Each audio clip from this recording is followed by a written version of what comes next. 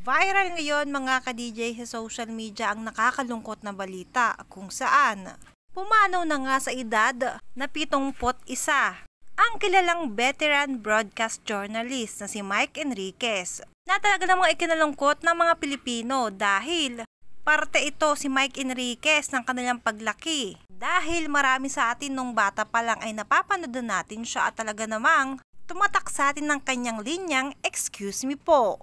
Kaya naman marami talagang nalulungkot sa nangyari sa kanya. Matatandaan mga ka-DJ na bago nga pumanaw itong si Mike Enriquez ay sumailalim muna ito sa isang heart bypass surgery at kidney operation nitong si Mike Enriquez.